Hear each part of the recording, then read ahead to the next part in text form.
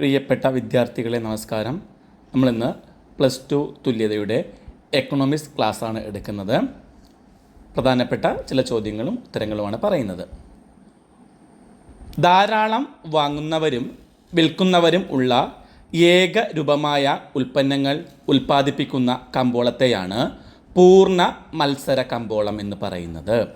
ധാരാളം വാങ്ങുന്നവരും വിൽക്കുന്നവരും ഉള്ള ഏകരൂപമായ ഉൽപ്പന്നങ്ങൾ ഉൽപ്പാദിപ്പിക്കുന്ന കമ്പോളമാണ് പൂർണ്ണ മത്സര കമ്പോളം.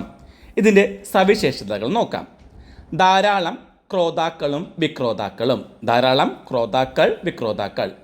എല്ലാ ഉൽപ്പാദക യൂണിറ്റുകളും ഉൽപ്പാദിപ്പിക്കുന്ന ഉൽപ്പന്നങ്ങൾ ഏകജാതീയമാണ്. എല്ലാ ഉൽപ്പാദക യൂണിറ്റുകളും ഉൽപ്പാദിപ്പിക്കുന്ന ഉൽപ്പന്നങ്ങൾ ഏകജാതീയമാണ്.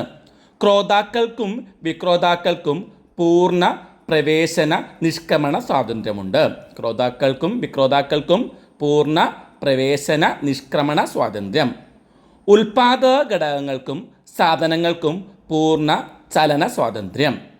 ഗതാഗത ചിലവ് ഇല്ല. കമ്പോള സാഹചര്യങ്ങളെക്കുറിച്ചുള്ള പൂർണ്ണ അറിവ്. വില സ്വീകർത്താവ് വാങ്ങുന്നവനും വിൽക്കുന്നവനും വില സ്വീകരിക്കുന്നവനാണ്. വാങ്ങുന്നവനും വിൽക്കുന്നവനും വില സ്വീകരിക്കുന്നവനാണ്. കമ്പോളത്തിലെ ചോദന പ്രധാന ശക്തികൾ ചേർന്ന് നിശ്ചയിക്കുന്ന വില ക്രോതാക്കളും വിക്രോതാക്കളും സ്വീകരിക്കും.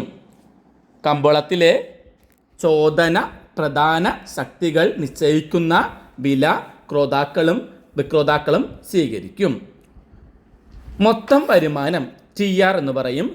ഒരു ഉൽപ്പാദക യൂണിറ്റ് ഉൽപ്പാദിപ്പിക്കുന്ന സാധനങ്ങൾ വിൽക്കുമ്പോൾ കിട്ടുന്ന മൊത്തം തുകയാണ് മൊത്തം വരുമാനം അല്ലെങ്കിൽ TR.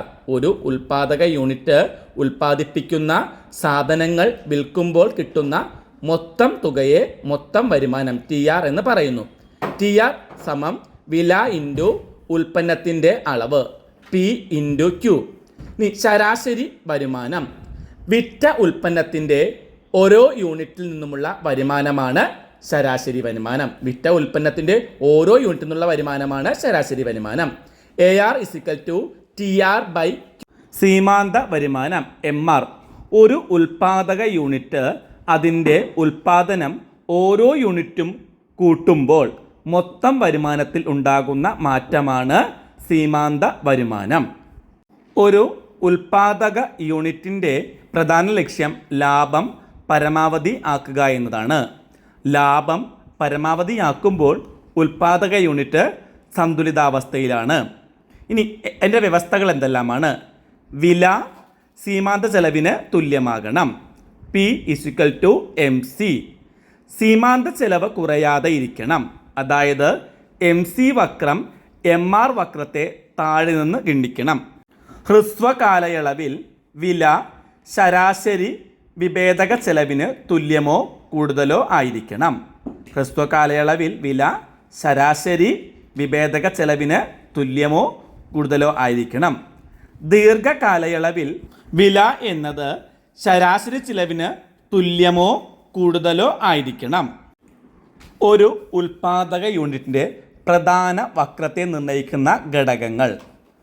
1. സാങ്കേതിക വിദ്യയുടെ പുരോഗതി. സാങ്കേതിക പുരോഗതി ഉണ്ടാകുമ്പോൾ സീമാന്ത ചെലവ് കുറയുന്നു. സാങ്കേതിക പുരോഗതി ഉണ്ടാകുമ്പോൾ സീമാന്ത ചെലവ് കുറയുന്നു. MC വക്രം വലത്തേക്ക് മാറുന്നു. അതായത് പ്രധാന വക്രം വലത്തേക്ക് മാറുന്നു. ഇപ്പോൾ സാങ്കേതിക പുരോഗതി പ്രധാന വക്രം എങ്ങോട്ട് മാറുന്നു? വലത്തേക്ക് മാറുന്നു. അതേസമയം സാങ്കേതിക തകർച്ചയാണെങ്കിൽ അത് ഇടത്തേക്കായിരിക്കും മാറുന്നത്. ഉൽപാദന ഘടകങ്ങളുടെ വിലകൾ. ഉൽപാദക ഘടകങ്ങളുടെ വില കുറഞ്ഞാൽ സീമാന്ത ചെലവ് കുറയും. ഉൽപാദക ഘടകങ്ങളുടെ വില കുറയുമ്പോൾ സീമാന്ത ചെലവ് കുറയും. അതിനാൽ പ്രധാന വക്രം വലത്തേക്ക് മാറും. ഉൽപാദക ഘടകങ്ങളുടെ വില കൂടിയാൽ MC കൂടുകയും അതിനാൽ പ്രധാന വക്രം ഇടത്തേക്ക് മാറുകയും ചെയ്യും. ഇനി യൂണിറ്റ് നികുതി. വിൽക്കുന്ന ഓരോ യൂണിറ്റ് ഉൽപ്പന്നത്തിൻ്റെയും മേൽ സർക്കാർ ചുമത്തുന്ന നികുതിയാണ് യൂണിറ്റ് നികുതി. വിൽക്കുന്ന ഓരോ യൂണിറ്റ് ഉൽപ്പന്നത്തിൻ്റെയും മേൽ സർക്കാർ ചുമത്തുന്ന നികുതിയാണ് യൂണിറ്റ് നികുതി. യൂണിറ്റ് നികുതി കൂടിയാൽ MC കൂടും. യൂണിറ്റ് നികുതി കൂടിയാൽ MC കൂടും. അതിനാൽ പ്രധാന വക്രം ഇടത്തേക്ക് മാറും. ഇനി കുറഞ്ഞാലോ MC കുറയും. പ്രധാന വക്രം എങ്ങോട്ട് മാറും? വലത്തേക്ക് മാറും. അടുത്തത് പ്രധാന നിയമം. മറ്റ് കാര്യങ്ങൾ സ്ഥിരമായിരുന്നാൽ വില കൂടിയാൽ പ്രധാനം കൂടുന്നു, വില കുറഞ്ഞാൽ പ്രധാനം കുറയുന്നു. മറ്റു കാര്യങ്ങളൊക്കെ സ്ഥിരമായിരുന്നാൽ വില കൂടിയാൽ പ്രധാനം എന്ത് ചെയ്യും? കൂടും. വില കുറഞ്ഞാൽ പ്രധാനം കുറയും. ഇനി കമ്പോള പ്രധാനം. വിവിധ വിലകളിൽ ഒരു കമ്പോളത്തിലെ എല്ലാ ഉൽപ്പാദകരും കൂടി പ്രദാനം ചെയ്യുന്ന ഒരു സാധനത്തിൻ്റെ മൊത്തം അളവാണ് കമ്പോള പ്രധാനം. വിവിധ വിലകളിൽ ഒരു കമ്പോളത്തിലെ എല്ലാ ഉൽപ്പാദകരും കൂടി പ്രദാനം ചെയ്യുന്ന ഒരു സാധനത്തിൻ്റെ മൊത്തം അളവിനെ കമ്പോള പ്രധാനം എന്ന് പറയുന്നു. വ്യക്തിഗത പ്രധാന പട്ടികകളെ സമാന്തരമായി കൂട്ടിയാൽ കമ്പോള പ്രധാനം ലഭിക്കും. വ്യക്തിഗത പ്രധാന പട്ടികകളെ സമാന്തരമായി കൂട്ടിയാൽ കമ്പോള പ്രധാനം ലഭിക്കും. പ്രധാനത്തിൻ്റെ വില ഇലാസ്തികത. ഒരു സാധനത്തിൻ്റെ വിലയിലുണ്ടാകുന്ന മാറ്റത്തിനനുസരിച്ച് അതിൻ്റെ പ്രധാനത്തിലുണ്ടാകുന്ന പ്രതികരണത്തിൻ്റെ തോതിനാണ് പ്രധാനത്തിൻ്റെ വില ഇലാസ്തികത എന്ന് പറയുന്നത്. ഒരു സാധനത്തിൻ്റെ വിലയിലുണ്ടാകുന്ന മാറ്റത്തിനനുസരിച്ച് അതിൻ്റെ പ്രധാനത്തിലുണ്ടാകുന്ന പ്രതികരണത്തിൻ്റെ തോതിന് പ്രധാനത്തിൻ്റെ വില ഇലാസ്തികത എന്ന് പറയുന്നു. അപ്പോൾ പ്രധാനത്തിൻ്റെ വില ഇലാസ്തികത സമം പ്രധാനത്തിലെ മാറ്റശതമാനം ബൈ വിലയിലെ മാറ്റശതമാനം, അല്ലെങ്കിൽ delta Q by delta P into P by Q. Delta Q എന്ന് പറയുന്നത് പ്രധാനത്തിലെ മാറ്റമാണ്. ഡെൽറ്റ പി എന്നത് വിലയിലെ മാറ്റമാണ്. പി ഈക്വൽ ടു ആദ്യ വില, ക്യൂ ഈക്വൽ ടു ആദ്യ പ്രധാനം. പ്രധാനത്തിൻ്റെ വില ഇലാസ്തികത ജാമീത രീതിയിലാണ്. ചിത്രം 1 പ്രധാനത്തിൻ്റെ വില ഇലാസ്തികത 1 കൂടുതലാണ്.